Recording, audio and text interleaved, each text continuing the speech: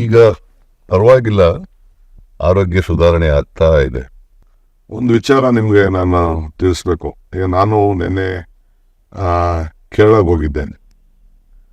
ಕೇರಳಲ್ಲಿ 20-20 ಗೆಲ್ತೀವಿ. ಎಲ್ಲ ಸಾಧ್ಯತೆ ಇದೆ. ಕೇರಳದಲ್ಲಿ, ತಮಿಳುನಾಡಿನಲ್ಲಿ ಭಾರತೀಯ ಜನತಾ ಪಕ್ಷದವರು ಒಂದು ಸ್ಥಾನನೂ ಕೂಡ ಗೆಲ್ಲಲ್ಲ. ಪಾಂಡಿಚೇರಿ ಇಲ್ಲ, ಆಂಧ್ರ ಇಲ್ಲ, ಹೌದು, ಆಂಧ್ರ ಇಲ್ಲ, ಕೇರಳ ಇಲ್ಲ, ತೆಲಂಗಾಣದಲ್ಲೂ ಕೂಡ ಕಡಿಮೆ. ತೆಲಂಗಾಣ ಒಂದು 12 ನಾವು ಬರ್ತೀವಿ ಅಂತ ನಮ್ಮವ್ರು ಹೇಳ್ತಾ ಇದ್ದಾರೆ. ಇಲ್ಲಿ ಕರ್ನಾಟಕ ನನ್ನ ಲೆಕ್ಕಾಚಾರ 20 ಸೀಟು ಈಗ ನಾವು ಮುಟ್ತೀವಿ. ಈಗ ನಾನು ಹೇಳ್ತಾ ಇದ್ದಲ್ಲ, ನಾನು ಯಾವಾಗಲೂ ಹೇಳ್ತಿದ್ದೆ ಈ ಸಾರಿ 15-20 ಗೆಲ್ಬೋದು ಅಂತ. ಈಗ ನಾವು ಪ್ರವಾಸ ಮಾಡಿ ಪ್ರಚಾರ ಮಾಡಿದ್ಮೇಲೆ ಗೊತ್ತಾಗ್ತಾ ಇದೆ 20ಕ್ಕಿಂತ ಜಾಸ್ತಿ ಗೆಲ್ತೀವಿ ನಾವು ಅಂತಕ್ಕಂಥ ವರದಿನೂ ಹಂಗ ಥರ ಬರ್ತಾ ಇದೆ.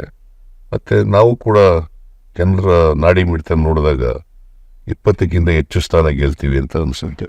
ಆಮೇಲೆ ಮೋದಿಯಲ್ಲಿ ಎಲ್ಲೂ ಕಾಣ್ತಾರ ಸರ್. ನವನೀತ್ ರಾಣಾ ಅಂತ ಹೇಳಿ ಬಿಜೆಪಿ ಕ್ಯಾಂಡಿಡೇಟು, ಅವ ಎಮ್ಮನೇ ಹೇಳಿರ್ತಕ್ಕಂಥದ್ದು, ಬಿಜೆಪಿ ಕ್ಯಾಂಡಿಡೇಟ್ ಹೇಳಿರ್ತಕ್ಕಂಥದ್ದು. ನಾವು ಹೇಳೋದಕ್ಕಿಂತ ಆ ಎಮ್ಮ ಹೇಳಿರ್ತಕ್ಕಂಥದ್ದು ಮೋದಿಯವರ ಅಲೆ ಇಲ್ಲ, ಅದರಿಂದ ನೀವು ಎಚ್ಚರಿಕೆಯಿಂದ ಕೆಲಸ ಮಾಡಬೇಕು ಅಂತ ಕಾರ್ಯಕರ್ತರಿಗೆ ಹೇಳಿದ್ದಾರೆ. ದಟ್ ಶೋಸ್ ಎಲ್ಲೂ ಕೂಡ ಇಡೀ ದೇಶದಲ್ಲಿ, ಮಹಾರಾಷ್ಟ್ರದಲ್ಲಿ ಇಲ್ಲ ಅಂತಂದ್ರೆ ಇಡೀ ದೇಶದಲ್ಲಿ ಇಲ್ಲ ಅಂತ ಆಗುತ್ತೆ. ಕರ್ನಾಟಕದಲ್ಲಿ ಇಲ್ವೇ ಇಲ್ಲ, ಬೇರೆ ಕಡೆನೂ ಕೂಡ ಮೋದಿ ಅಲೆ ಇಲ್ಲ. ಆಮೇಲೆ ಶಿವಮೊಗ್ಗದಲ್ಲಿ ಮೋದಿ ಭಾಷಣ ನೀವು ಬಹುಶಃ ಅಬ್ಸರ್ವ್ ಮಾಡಿದ್ರೆ ಗೊತ್ತಿಲ್ಲ. ನನಗೆ ಊಟಕ್ಕಿಂತ ಅವ್ರು ಕೇಳಲಿಲ್ಲ, ಕ್ಯಾಂಡಿಡೇಟ್ಗಳ ಹೆಸರು ಹೇಳವ್ರೆ. ಬೇರೆ ಕಡೆ ನನಗೆ ಸ್ಟ್ರೆಂತ್ ಕೊಡಿ, ನನಗೆ ಇದು ಮಾಡಿ ಅಂತ ಹೇಳ್ತಾರೆ, ಅಲ್ಲಿ ಕ್ಯಾಂಡಿಡೇಟ್ಗಳ ಹೆಸರು ಹೇಳವ್ರೆ. ದಟ್ ಮೀನ್ಸ್ ಈ ಆಲ್ಸೋ ಹ್ಯಾಸ್ ಅಂಡರ್ಸ್ಟುಡ್. ಈಗ ಇದಕ್ಕೆ ಹೋಗಿದ್ದೆ ಸರ್, ಬೆಳಗಾಂಗೆ ನಾಮಿನೇಷನ್ ಫೇಲ್ ಮಾಡೋಕ್ಕೆ. ಆಮೇಲೆ ಶಿವಮೊಗ್ಗ ಹೋಗಿದ್ದೆ ನಿನ್ನೆ.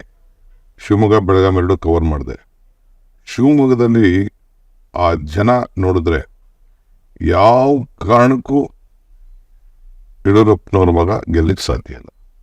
ಬೆಳಗಾಮಲ್ಲೂ ಅಷ್ಟೇ, ಅವರ ಸಂಘಟನೆ, ಆ ಜನ ಬಂತು ಉತ್ಸಾಹ, ಆಮೇಲೆ ನಮ್ಮಲ್ಲಿ ಒಗ್ಗಟ್ಟು, ನಮ್ಮ ಬಿಗ್ ಸ್ಟ್ರೆಂತ್ ಒಂದು ಒಗ್ಗಟ್ಟು. ಸರ್, ಜಸ್ಟ್ ಒಂದು ಸಿಂಪಲ್ ಕ್ಯಾಲ್ಕುಲೇಷನ್ನು, ದೇಶದಲ್ಲಿ 300 ಜನ ಗೆದ್ದಿದ್ರು, 100 ಚಿಲ್ಲರೆ ಸೀಟ್ ಚೇಂಜ್ ಮಾಡೋರೆ.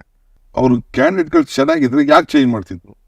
ಹೆಚ್ಚಿನ ವಿಡಿಯೋಗಳಿಗೆ ಪ್ರತಿಧ್ವನಿ ಯೂಟ್ಯೂಬ್ ಚಾನೆಲ್ ಸಬ್ಸ್ಕ್ರೈಬ್ ಮಾಡಿ, ಬೆಲ್ ಐಕಾನ್ ಕ್ಲಿಕ್ ಮಾಡಿ.